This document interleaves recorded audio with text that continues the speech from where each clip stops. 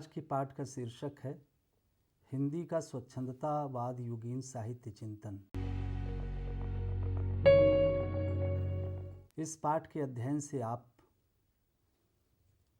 स्वच्छंदतावादी रचनाकारों तथा स्वच्छंदतावाद युगीन लेखकों विचारकों के साहित्य चिंतन से परिचित हो सकेंगे। स्वच्छंदतावादी साहित्य चिंतन की प्रमुख अवधारणाओं के परिचय क्रम में जयशंकर प्रसाद, सुमित्रा नंदन पंत, सूर्यकांत त्रिपाठी निराला एवं महादेवी वर्मा के अवदान का आकलन कर सकेंगे। स्वच्छंदतावाद की युग सीमा के साथ जुड़े हुए नंद दुलारे वाजपेयी, विश्वनाथ प्रसाद मिश्र और हजारी प्रसाद द्विवेदी की साहित्य संबंधी प्रमुख मान्यताओं का महत्व समझ सकेंगे। स्वच्छंदतावाद युगीन साहित्य चिंतन के अवधारणात्मक परिप्रेक्ष्य से परिचित हो सकेंगे और नवजागरण कालीन साहित्य चिंतन के उन्मेष के बाद की आधुनिक साहित्य शास्त्रीय दृष्टि की भूमिका का मूल्यांकन कर सकेंगे। हिंदी साहित्य चिंतन में आधुनिक दृष्टि के उन्मेष और उसके प्रसार की आरंभिक भूमिका के लिए नवजागरण काल का महत्व असंदिग्ध है। रीतिकालीन काव्यशास्त्र की सीमाओं की पहचान करते हुए नवजागरण के साहित्य चिंतन ने मनुष्य, जीवन और समाज के नवीन संदर्भों के साथ अपने संबंधों की घोषणा की थी। इस काल के साहित्य चिंतन ने मध्ययुगीन सामंती काव्य संस्कारों और अभिरुचियों से संघर्ष करते हुए हिंदी में आधुनिकता के प्रवेश और प्रतिष्ठा का वातावरण तैयार किया था। स्वच्छंदतावाद और उस युग का अन्य साहित्य चिंतन इसी वातावरण की प्रेरणा, प्रभाव और प्रतिक्रिया में विकसित हुआ था। स्वच्छंदतावाद युगीन साहित्य चिंतन के अवधारणात्मक परिप्रेक्ष्य और उसकी ऐतिहासिक पृष्ठभूमि से गहन और तार्किक संबंध है। आचार्य रामचंद्र शुक्ल और स्वच्छंदतावाद युग की साहित्य शास्त्रीय पीठिका के रूप में नवजागरण काल की अवधारणाओं की विशिष्ट भूमिका है। रस सिद्धांत की ज्ञानातीत लोकोत्तरवादी व्याख्याओं का प्रत्याख्यान, उसके लोकबद्ध चरित्र का आविष्कार, लोकमंगल की प्रतिष्ठा, सौंदर्य की वस्तुगत और अनुभूतिपरक व्याख्या के साथ रहस्यवाद और कलावाद जैसी जीवन निरपेक्ष प्रवृत्तियों का विरोध नवजागरण कालीन वैचारिक भूमिका के बिना संभव नहीं था। आचार्य रामचंद्र शुक्ल ने भारत और पश्चिम के साहित्य सिद्धांतों के गहन अध्ययन के पश्चात उनके उपयोगी विचार तत्वों से अपने चिंतन को समन्वित करने की चेष्टा की है। स्वच्छंदतावाद भारतेंदु द्विवेदी युग के नवजागरण कालीन उन्मेष के बाद का एक महत्वपूर्ण चरण है। रीतिवादी साहित्य प्रवृत्तियों के प्रति इसमें भी स्पष्ट अस्वीकार का भाव है। वैयक्तिकता और सामाजिकता के सवाल पर यह अपनी पूर्व चिंतन परंपरा से अलग है और अभिव्यंजना के नए रूपों के बारे में यह अपनी नई स्थापनाओं के साथ गतिशील है। प्रसाद, पंत, निराला, महादेवी आदि रचनाकारों के सर्जनात्मक हस्तक्षेपों से यह साहित्य चिंतन बिल्कुल एक नया रूप ग्रहण करता हुआ दिखता है। स्वच्छंदतावादी कवियों विचारकों के अलावा उस युग सीमा के आसपास के नंद दुलारे वाजपेयी, विश्वनाथ प्रसाद मिश्र, हजारी प्रसाद द्विवेदी आदि के चिंतन में साहित्य संबंधी नई अवधारणाएं आकार ग्रहण करती देखी जा सकती हैं। आचार्य शुक्ल के बाद के साहित्य चिंतन का इतिहास स्वच्छंदतावादी कवियों लेखकों के अतिरिक्त वस्तुतः इनकी ही अवधारणाओं का मिला जुला परिणाम है। स्वच्छंदतावादी साहित्य चिंतन के स्वरूप विवेचन के अंतर्गत हम यहाँ उसकी मान्यताओं पर आपसे चर्चा करना चाहेंगे। जयशंकर प्रसाद, सूर्यकांत त्रिपाठी निराला, सुमित्रा नंदन पंत और महादेवी वर्मा जैसे स्वच्छंदतावादी कवि विचारकों के साथ इस युग सीमा के आसपास के नंद दुलारे वाजपेयी, विश्वनाथ प्रसाद मिश्र और हजारी प्रसाद द्विवेदी आदि लेखकों चिंतकों ने नवजागरण कालीन आधुनिक चेतना की पृष्ठभूमि पर अपने समय और समाज की परिस्थितियों, उसके स्वप्नों आकांक्षाओं तथा परंपरा एवं इतिहास के साथ बनने वाले संबंधों के वैचारिक परिप्रेक्ष्य में हिंदी साहित्य चिंतन की एक नई यात्रा का आरंभ किया था। साहित्य के स्वरूप, उसके दायित्व और प्रयोजन के संदर्भ में अपनी नई मान्यताओं के साथ इन्होंने साहित्य चिंतन के एक नए परिदृश्य की निर्मिति संभव की। यहाँ हम स्वच्छंदतावाद युगीन चिंतन के इस नए परिदृश्य पर विचार करना चाहेंगे। भारतीय साहित्य चिंतन में रस के स्वरूप और महत्व पर पर्याप्त चर्चा हुई है। यहाँ हम देखेंगे कि इस दौर के विचारकों ने रस के संदर्भ में कैसी मान्यताएं प्रस्तुत की हैं। आचार्य रामचंद्र शुक्ल ने रसानुभूति की लोकपरक व्याख्या की थी। उनके लिए रस दशा का आशय था हृदय की मुक्तावस्था। वह मनुष्य की ज्ञान दशा को आत्मा की मुक्तावस्था मानते थे। यह विचार कविता या साहित्य को उसकी आत्मवादी अवधारणाओं से मुक्त करने का एक प्रयत्न था। जयशंकर प्रसाद ने अपनी दार्शनिक अभिरुचियों के कारण उसे पुनः आत्मवादी प्रकृति के अनुरूप परिभाषित करने का प्रयत्न किया। काव्य को आत्मा की संकल्पात्मक अनुभूति कहते हुए उन्होंने प्राचीन भाववादी दार्शनिक अवधारणाओं के साथ फिर से रखकर देखने की चेष्टा की। स्पष्ट था कि काव्य जब आत्मा की अनुभूति से जुड़ेगा तो उसकी परिणति रहस्यानुभूति में ही होगी। प्रसाद जी ने काव्य और कला तथा अन्य निबंध शीर्षक अपनी पुस्तक में बता भी दिया कि काव्य में आत्मा की संकल्पात्मक मूल अनुभूति की मुख्य धारा रहस्यवाद है। प्रसाद जी का यह विचार पुरानी मान्यता की पुनर्प्रस्तुति कही जा सकती है। इस युग में जयशंकर प्रसाद और कई अन्य के काव्य और विचारों में रहस्यवाद के महत्व प्रतिपादन के विरुद्ध आचार्य रामचंद्र शुक्ल के तर्कों का एक बड़ा सामाजिक परिप्रेक्ष्य है जो उन्हें अपराजेय बनाता है। इन तर्कों के प्रकाश में रस की ऐसी रहस्यवादी व्याख्याओं की सीमाएं उद्घाटित होते हुए देखी जा सकती हैं। शुक्ल जी भी अनुभूति की चर्चा करते हैं, पर उनके यहाँ अनुभूति का स्वरूप अलौकिक अथवा लोकोत्तर नहीं है। उनका विचार है कि कविता मनुष्य के हृदय को स्वार्थ संबंधों के संकुचित मंडल से ऊपर उठाकर लोक सामान्य भूमि पर ले जाती है, जहाँ जगत की नाना गतियों के मार्मिक स्वरूप का साक्षात्कार और शुद्ध अनुभूतियों का संचार होता है। अनुभूतियाँ यहाँ भी मनुष्य को ऊपर उठाती हैं, पर स्वार्थ के बंधनों से, जगत व्यापार से नहीं। आचार्य विश्वनाथ प्रसाद मिश्र ने भी रस के स्वरूप पर विचार करते हुए अनुभूति का प्रश्न उठाया है। उनका भी मानना है कि काव्य की अनुभूति जीवन की प्रत्यक्ष अनुभूति से पृथक नहीं होती। वह यह तो स्वीकार करते हैं कि रचना प्रक्रिया में प्रत्यक्ष जीवनानुभूति काव्यानुभूति में रूपांतरित होते हुए अपना स्वरूप बदलती है, पर यह नहीं मानते कि वह लौकिक से अलौकिक हो जाती है। रस की अलौकिकता का निषेध और उसके लौकिक आशय की प्रतिष्ठा का प्रयत्न मिश्र जी के साहित्य चिंतन के आधुनिक परिप्रेक्ष्य से जुड़ा हुआ है। मिश्र जी के लिए रस की सामाजिकता का अर्थ वस्तुतः साहित्य की सामाजिकता है। वह पूरी रस प्रक्रिया को ही सामाजिक प्रक्रिया के रूप में व्याख्यायित करते हैं। सहृदय सामाजिक के अवधारणात्मक पद के माध्यम से वह इस पूरी प्रक्रिया पर प्रकाश डालते हैं। अपने हृदय को जो दूसरे के हृदय से संपृक्त कर उसके हृदय की सहानुभूति कर सकता हो, वह मिश्र जी के अनुसार सहृदय होता है, और जो समाज के भाव विचार के अनुरूप भावन करता है वह सामाजिक होता है।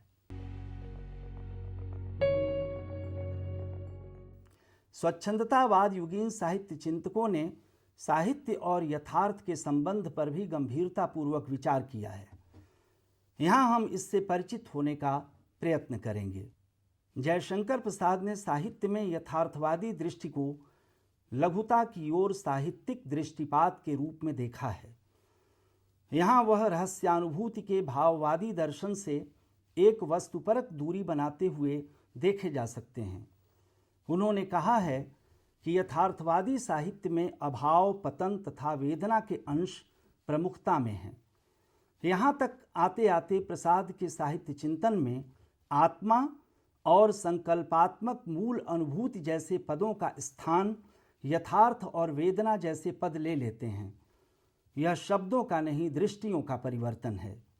यह दिशा स्वच्छंदतावाद के भीतर यथार्थ चेतना की सैद्धांतिक प्रतिष्ठा की दृष्टि से ऐतिहासिक महत्व रखती है। यह वस्तुतः युगीन चेतना का ही एक रूप है। यह चेतना घनीभूत रूप में सूर्यकांत त्रिपाठी निराला के सृजन और चिंतन में दिखाई देती है। निराला ने यथार्थ चेतना के महत्व पर तो विचार किया ही है, उस धारणा का भी उन्होंने प्रतिवाद किया है जिसके अनुसार साहित्य में यथार्थ के नाम पर विकृत यथार्थ का चित्रण नहीं होना चाहिए। साहित्य का आदर्श शीर्षक निबंध में निराला का कहना है कि केवल सत्य सत्य लिखने से सृष्टि अधूरी रह जाएगी, इसलिए सृष्टि की ही तरह भले बुरे के मिश्रण से ही साहित्य का सृजन होता है। जयशंकर प्रसाद भी भिन्न शब्दावली में इस मिश्रण के पक्ष में दिखते हैं। यथार्थवाद और छायावाद शीर्षक अपने चर्चित निबंध में वे लिखते हैं कि साहित्य समय की वास्तविक स्थिति क्या है, इसको दिखाते हुए भी उसमें आदर्शवाद का सामंजस्य स्थिर करता है। महादेवी वर्मा भी अपने निबंध यथार्थ और आदर्श में यही विचार रखती हैं। वह कहती हैं कि सच्चा यथार्थवादी प्रकृति के चित्रण में जीवन को स्वस्थ विकास देने वाली शक्तियों को प्रगति देता है और विकृति के रेखाओं में उसका लक्ष्य विरोध द्वारा प्रकृति की पुनर्स्थापना रहता है। महादेवी वर्मा साहित्य के लिए यथार्थ जीवन की अभिव्यक्ति को महत्वपूर्ण मानती हैं। उनका कहना है कि स्वच्छंदतावाद के लिए यथार्थ का प्रश्न कभी भी उपेक्षणीय नहीं रहा है। आचार्य हजारी प्रसाद द्विवेदी यथार्थ चित्रण के बारे में विचार और वितर्क शीर्षक निबंध में स्पष्ट करते हैं कि जीवन और समाज का यथातथ्य चित्रण यथार्थ नहीं है। वे साहित्यकार के चयन विवेक की हस्तक्षेपकारी भूमिका मानते हैं। उनका विचार है कि कलाकार जीवन के सैकड़ों व्यापारों में से कुछ को चुनता है और एक निश्चित उद्देश्य से उनकी योजना करता है। उनकी दृष्टि में यथार्थ का एकमात्र चरित्र लौकिक है। साहित्य सहचर में द्विवेदी जी ने कहा है कि कवि इसी दुनिया का जीव है और वह जिन वस्तुओं से अपना काव्य रचता है वह भी इसी दुनिया की होती हैं। इतनी दृढ़ मान्यता के बाद भी वे कई बार साहित्य अथवा काव्य के अलौकिक प्रभावों और उद्देश्यों की बातें भी करने लगते हैं। विचार प्रवाह में वे लिखते हैं कि काव्य में, शिल्प में, नृत्य में, गीत में, धर्म में, भक्ति में मनुष्य उस अपर भूमा का रस पाता है जो उसे प्रयोजनों की संकीर्ण दुनिया से उठाकर असीम में प्रतिष्ठित करता है। किंतु उनके भीतर अपने इस आत्मवादी विचार का प्रबल प्रत्याख्यान भी मौजूद है। सुमित्रानंदन पंत के काव्य संग्रह पल्लव की भूमिका को स्वच्छंदतावादी साहित्य चिंतन के इतिहास में कतिपय नए मानदंडों की प्रस्तावना के रूप में देखा गया है। इसे नवजागरण काल की उन चिंताओं के साथ रखकर देखें जिनका संबंध प्राचीन रूढ़ियों से मुक्ति और नए जीवन के यथार्थ के अनुरूप साहित्य के स्वरूप में परिवर्तन की आकांक्षाओं से था, तो इसका मर्म समझ में आता है। पल्लव की भूमिका में पंत जी ने कहा कि हिंदी में सत्य समालोचना का बड़ा अभाव है। रस गंगाधर, काव्यादर्श आदि की वीणा के तार पुराने हो गए। वे स्थायी, संचारी, व्यभिचारी आदि भावों से जो कुछ संचार अथवा व्यभिचार करवाना चाहते थे करवा चुके। जब तक समालोचना का समयानुकूल रूपांतर न हो, वह विश्व भारती के आधुनिक विकसित तथा परिष्कृत स्वरों में न अनुवादित हो जाए, तब तक हिंदी में सत्साहित्य की सृष्टि भी नहीं हो सकती। आचार्य नंद दुलारे वाजपेयी की साहित्यिक दृष्टि में रचनाकार का अपने समकालीन अथवा समसामयिक यथार्थ के साथ गहरा तादात्म्य श्रेष्ठ रचना के लिए बहुत ज़रूरी है। अपने समय समाज के यथार्थ की गतियों क्रियाओं से अपरिचित साहित्यकार से प्रामाणिक और प्रभावशाली सृजन संभव नहीं हो सकता। साहित्य में वाजपेयी जी का विचार है कि जो कवि सामयिक जीवन की जितनी महान हलचलों के बीच से गुजरेगा और साथ ही जितना ही अनुभव संपन्न होगा, उसकी साहित्यिक संभावनाएं उतनी ही विशाल होंगी। यहाँ सृजनशीलता के एक प्रभावी स्रोत के रूप में समकालीन यथार्थ के ज्ञान और अनुभव के महत्व की चर्चा की गई है। महादेवी वर्मा इस दौर के काव्य को बाह्य वस्तुगत यथार्थ के वर्णन के वर्चस्व के प्रति वैयक्तिक जीवन की प्रतिक्रिया कहती हैं। सामाजिक यथार्थ के महत्व की स्वीकृति के साथ व्यक्ति सत्य के प्रति उनके आकर्षण का यह भाव समय समय पर बराबर प्रकट होता रहा है। यथार्थ के बृहत्तर भौतिक सामाजिक आशयों से अलग महादेवी जी की यह एकांतिक भूमिका उस दौर के साहित्य चिंतन के प्रश्नों में है। वाजपेयी जी के भीतर भी इस प्रश्न पर वैचारिक अंतर्द्वंद्व दिखता है। सामाजिक संघर्ष और उपयोगिता को साहित्य के लिए अवांछित कह देने वाले वाजपेयी जी स्वयं कई जगह व्यक्तिवादी चिंतक की तरह व्यवहार करते नजर आते हैं, पर ज़्यादातर वह वैयक्तिक संवेदनाओं को साहित्य के लिए स्वस्थ नहीं मानते। वाजपेयी जी स्वच्छंदतावाद के वह चिंतक हैं जिसके लिए अध्यात्म और रहस्यवाद अवांछित विषय नहीं है, परंतु इसकी व्यक्तिवादी परिणतियों के प्रति वह असावधान भी नहीं है। नया साहित्य नए प्रश्न शीर्षक अपनी पुस्तक की भूमिका में वह स्पष्ट लिखते हैं कि व्यक्ति के असीम आध्यात्मिक मूल्य को स्वीकार करते हुए भी हम व्यक्तिवादी नहीं हैं।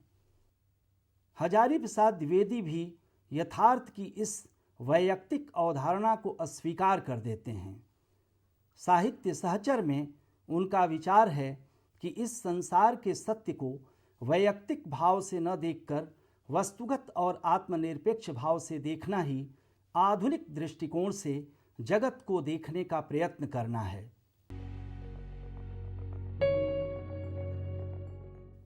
आचार्य रामचंद्र शुक्ल ने लोकमंगल की प्रतिष्ठा को साहित्य का एक बड़ा मूल्य बताया है। स्वच्छंदतावाद युगीन साहित्य चिंतन में यह मूल्य एक व्यापक स्वीकृति का विषय बनता है। लोकमंगल के इस मूल्य को साहित्य के प्रयोजन की प्रतिष्ठा प्राप्त होती दिखती है। सुमित्रानंदन पंत भी इस प्रसंग में मेरी कविता का परिचय शीर्षक लेख में आत्मवक्तव्य देते नजर आते हैं। वह कहते हैं कि मेरा काव्य भूजीवन, लोकमंगल तथा मानव मूल्यों का काव्य है, जिनमें मनुष्यत्व और जनगण दो भिन्न तत्व नहीं, एक दूसरे के गुण राशिवाचक पर्याय हैं। यहाँ पंत के लिए लोकमंगल उनके कविकर्म की चरम सार्थकता बनकर सामने आता है। वह कहते हैं कि यदि वे लोकमंगल तथा मानव प्रेम की भावना को अभिवृद्ध करने में सहायक हो सके तो मैं अपने कविकर्म को सफल समझूंगा। आचार्य हजारी प्रसाद द्विवेदी का एक चर्चित निबंध है, मनुष्य ही साहित्य का लक्ष्य है। इस निबंध में मनुष्य और साहित्य के सांस्कृतिक संबंध की व्याख्या की गई है। आचार्य शुक्ल से अपने अनेक मतभेदों के बावजूद द्विवेदी जी यहाँ साहित्य की भूमिका के प्रति उनके लोकमंगल की प्रतिष्ठा वाले दृष्टिकोण का ही समर्थन और विकास करते नजर आते हैं। द्विवेदी जी ने साहित्य के प्रयोजन पर विचार करते हुए कहा कि वह मनुष्य को उदार, विवेकी और सहानुभूतिपूर्ण बनाता है। उन्होंने बहुत स्पष्ट शब्दों में साहित्य के व्यापक सामूहिक प्रयोजन को स्वीकार करते हुए व्यक्तिवादी उद्देश्यों का निषेध किया है। नंद दुलारे वाजपेयी अपने चिंतन में जीवन प्रवाह जैसे एक पद को महत्व देते हुए दिखते हैं। उनका स्पष्ट मानना है कि उसके साथ जुड़कर ही साहित्य अपने लक्ष्य तक पहुंच सकता है। यह जीवन प्रवाह वस्तुतः मनुष्य के जीवन का प्रवाह है। शुक्ल जी के लोक मंगल और द्विवेदी जी के मनुष्य ही साहित्य का लक्ष्य जैसी अवधारणाओं से जोड़कर वाजपेयी जी के जीवन प्रवाह को समझा जा सकता है। वाजपेयी जी की दृष्टि में साहित्य के प्रयोग का यह मानवीय पक्ष इतना सुदृढ़ है कि वह छायावाद अर्थात स्वच्छंदतावाद के दौर की आध्यात्मिकता की भी इसी आधार पर एक नई व्याख्या कर ले जाते हैं। आधुनिक साहित्य नामक पुस्तक में वह लिखते हैं कि नई छायावादी काव्यधारा का भी एक आध्यात्मिक पक्ष है, परंतु उसकी मुख्य प्रेरणा धार्मिक न होकर मानवीय और सांस्कृतिक है। उसे हम 20वीं शताब्दी की वैज्ञानिक और भौतिक प्रगति की प्रतिक्रिया भी कह सकते हैं। निराला अपनी साहित्य शास्त्रीय विचार प्रक्रिया में एक ऐसे साहित्य की कल्पना करते हुए दिखते हैं जो पूरी विश्व मानवता को संबोधित करता हो। उनका कहना है कि आज एक दूसरा ही प्रश्न साहित्य के भीतर से हल होने के लिए सामने आ रहा है। वह साहित्य के प्रसार का प्रश्न है। ऐसा प्रसार कि समस्त विश्व के मनुष्य हमारी मनुष्यता के दायरे में आ जाएं। सुमित्रानंदन पंत के यहाँ भी साहित्य अपने व्यापक प्रयोजन में विश्व दृष्टि के साथ संबद्ध है। पंत विश्व मानवता की पक्षधरता को कवि का प्रयोजन बताते हैं। मेरी कविता का परिचय शीर्षक आत्मवक्तव्य में वह कहते हैं कि आज के कवि तथा कथाकार का मैं यह कर्तव्य समझता हूँ कि वह विश्व मानवता के पथ को युग जीवन के वैषम्यों तथा विरोधों से मुक्त कर इस पृथ्वी के देशों को एक दूसरे से निकट लाकर उन्हें चिरस्थायी मानव प्रेम, जीवन सौंदर्य तथा लोक कल्याण की ओर अग्रसर कर सके। साहित्य की भूमिका और प्रयोजन के इस वैश्विक विस्तार का संबंध स्वच्छंदतावाद युगीन आधुनिकता की सामाजिक राजनीतिक चेतना से है। साहित्य के प्रयोजन का यह वैश्विक परिप्रेक्ष्य साहित्य चिंतन के इतिहास का आधुनिक संदर्भ है। अब हम यहाँ इस चिंतन में विचार और अनुभूति संबंधी मान्यताओं का आकलन करेंगे। महादेवी वर्मा काव्य के प्रसंग में विचार और अनुभूति अथवा बुद्धि और हृदय की मिश्रित भूमिका को स्वीकार करते हुए भी अंततः हृदय, अनुभूति या संवेदना को निर्णायक महत्व देने लगती हैं। सांध्य गीत की भूमिका में वे कहती हैं कि आज हमारा हृदय ही हमारे लिए संसार है। यह विचार प्रवृत्ति निराला को छोड़कर प्रायः सभी स्वच्छंदतावादी कवियों में देखी जा सकती है। कविता को परिवेश की पुकार के रूप में देखने वाले निराला के लिए पुकार बनने के पूर्व परिवेश का ज्ञान भी जरूरी है और उसका अनुभव भी।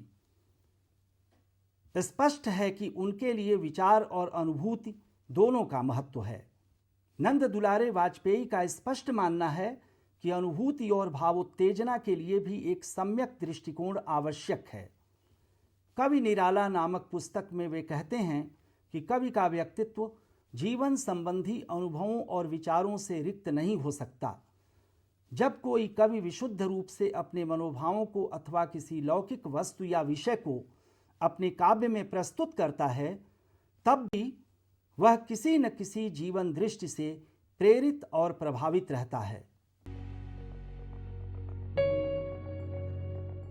अब हम इस चिंतन के अंतर्गत साहित्य में कला तत्व के महत्व की चर्चा करेंगे। आचार्य हजारी प्रसाद द्विवेदी रस ध्वनि को काव्य का प्राण तत्व स्वीकार करने के बावजूद काव्य के संप्रेषण और सहृदय पर पड़ने वाले प्रभाव के महत्व के प्रति असावधान नहीं हैं। वे कविता के लिए छंद अर्थात नाद और लय के कंपन प्रभाव को अत्यंत मूल्यवान बताते हैं। कविता के लिए बिंब अथवा चित्रात्मक भाषा के बढ़ते हुए महत्व वाले दौर में भी उनका स्पष्ट मानना है कि बिंब से कल्पना को मूर्त किया जा सकता है, पर छंद के नाद प्रभाव के बिना सामूहिक चित्त को आवेगमय बना देने की शक्ति उसमें नहीं भरी जा सकती। स्वच्छंदतावादी कवियों पंत और निराला के छंद संबंधी विचार के संदर्भ में इसका महत्व समझा जा सकता है। परिमल की भूमिका में निराला का कहना है कि मनुष्यों की मुक्ति की तरह कविता की भी मुक्ति होती है। मनुष्यों की मुक्ति कर्मों के बंधन से छुटकारा प्राप्त करना है और कविता की मुक्ति छंदों के शासन से अलग हो जाना है। निराला के लिए छंदों के शासन से काव्य के पृथक हो जाने का प्रश्न केवल काव्य की शिल्प संरचना या कला तत्व का प्रश्न नहीं है, यह मनुष्य की स्वाधीन चेतना का भी प्रश्न है, जो स्वच्छंदतावाद युगीन साहित्य चिंतन का अपना निजी वैशिष्ट्य है। चेतना की स्वाधीनता के आधुनिक संदर्भों के भीतर से उपजने वाली चिंतन प्रक्रिया में निराला ने छंद और मानवीय जीवन के बीच की ऐतिहासिक संबंध यात्रा के प्रसंग में समय के अनुसार छंदों में परिवर्तन को आवश्यक बताया था। युग के अनुसार साहित्य के रूप में परिवर्तन की स्वीकृति का यह विचार जड़ शास्त्रीयता के विरुद्ध स्वच्छंदतावाद की स्वाधीन चेतना की अभिव्यक्ति से जुड़ा था। प्रबंध पद्म में निराला का कहना है कि साहित्य के पाठकीय आधार के विस्तार का उपाय केवल यह नहीं है कि उसकी भाषा को अत्यंत सरल बना दिया जाए, वह इसके लिए साहित्य के भाव पक्ष को व्यापक जीवन से जोड़ना आवश्यक मानते हैं। पल्लव की भूमिका में पंत भी कहते हैं कि हमें भाषा नहीं, ऐसी राष्ट्रभाषा की आवश्यकता है जो इस देश की मनोदशा का प्रकाशन कर पाने में समर्थ हो। पंत जी अपने समय की राष्ट्रीय आकांक्षा को व्यक्त करते हुए उन तक संप्रेषित होने की जरूरत पर बल दे रहे थे। यहां हम स्पष्ट अनुभव कर सकते हैं कि पंत भाषा के लिए विषय वस्तु और संप्रेषण क्षमता दोनों के महत्व को रेखांकित कर रहे थे। नंद दुलारे वाजपेयी की दृष्टि में भाव तत्व से निरपेक्ष कला तत्व का कोई मूल्य नहीं है। उनके विचार से जीवन के अनुभवों से रहित कला केवल कलावादी अभिव्यक्ति बनकर रह जाती है। इसलिए वह रस, अलंकार और कला के सभी उपादानों की सार्थकता जीवन की सुंदर अभिव्यक्ति में योग देने में मानते हैं। वाजपेयी जी आधुनिक साहित्य में लिखते हैं कि काव्य की अपनी सत्ता पर चोट करने वाले सभी वस्तु व्यापारियों से हमें सावधान रहना होगा, किंतु इसका यह मतलब नहीं कि हम धर्म, दर्शन, अध्यात्म, विज्ञान अथवा किसी भी मानव विद्या का तिरस्कार करते हैं और काव्य में उसका प्रवेश निषेध चाहते हैं। इन्हीं विद्याओं के आधार पर जीवन तत्व का निर्माण होता है। इनकी उपेक्षा कवि कर ही कैसे सकता है? यदि वह इनकी उपेक्षा करेगा तो उसकी कविता में रह ही क्या जाएगा? जीवन निरपेक्ष रस, कोरा अलंकार और शब्दाडंबर मात्र। कविता के लिए कविता और कला के लिए कला, इससे बढ़कर भ्रामक वस्तु और क्या होगी? वाजपेयी जी का यह विचार कविता और व्यापक संदर्भों में कहें तो साहित्य मात्र के लिए बहुत मूल्यवान है। नवजागरण के सामाजिक सांस्कृतिक कार्यभारों को पूरा करने की आकांक्षा वाले साहित्यिक युग के कला दर्शन के संदर्भ में इस विचार का गंभीर ऐतिहासिक महत्व समझ में आता है।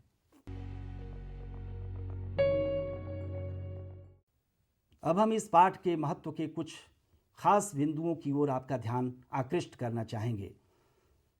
महत्व निरूपण की दृष्टि से हम यह कह सकते हैं कि हिंदी साहित्य चिंतन के नवजागरण कालीन उन्मेष के पश्चात अर्थात स्वच्छंदतावाद युग और उसके आसपास के समय के लेखकों, विचारकों जयशंकर प्रसाद, सूर्यकांत त्रिपाठी निराला, सुमित्रा नंदन पंत, महादेवी वर्मा, नंद दुलारे वाजपेयी, हजारी प्रसाद द्विवेदी, विश्वनाथ प्रसाद मिश्र आदि की मान्यताओं में एक स्वतंत्र साहित्य शास्त्र के निर्माण की क्षमता देखी जा सकती है। नायिका भेद और काव्यांग निरूपण की मध्यकालीन प्रवृत्तियों से संघर्ष के प्रारंभिक चरण के बाद के साहित्य संबंधी चिंतन के कार्यभारों को पूरा करने वाले दौर में इसकी भूमिका ऐतिहासिक महत्व रखती है। नई राष्ट्रीय अंतर्राष्ट्रीय परिस्थितियों के बीच साहित्य के स्वरूप, प्रयोजन और भूमिकाओं के संदर्भ में बनने वाली नई धारणाओं से परिचित कराने में इस युग के साहित्य चिंतन का यह अध्ययन अत्यंत उपयोगी है। हिंदी की प्रगतिशील और नई चिंताधारा की साहित्यिक अवधारणाओं की पृष्ठभूमि के रूप में स्वच्छंदतावाद युगीन इन मान्यताओं का गंभीर महत्व है। हम निष्कर्ष के कुछ महत्वपूर्ण बिंदुओं की ओर आपका ध्यान आकृष्ट करना चाहेंगे। स्वच्छंदतावाद युगीन साहित्य चिंतन नवजागरण के आरंभिक चरण अर्थात उसके उन्मेष काल के वैचारिक वातावरण की प्रेरणा, प्रभाव और प्रतिक्रिया में विकसित हुआ। साहित्य का चरम लक्ष्य मनुष्य है। मनुष्य की मुक्ति और स्वाधीनता के लिए वातावरण का निर्माण साहित्य का श्रेष्ठ प्रयोजन है। इस दृष्टि से इस पूरे दौर का साहित्य चिंतन एक साथ खड़ा दिखता है। रस साहित्य के प्रयोजन, यथार्थ और भाषा सौंदर्य आदि विविध प्रश्नों और साहित्य शास्त्रीय विषयों पर अनेक मतभेदों के बाद भी इस विचार पर प्रायः सब एक हैं कि साहित्य का कोई लोकोत्तर मूल्य और महत्व नहीं है। साहित्य के लोक संपृक्त चरित्र की सार्थकता के प्रति सब में स्वीकृति का भाव है।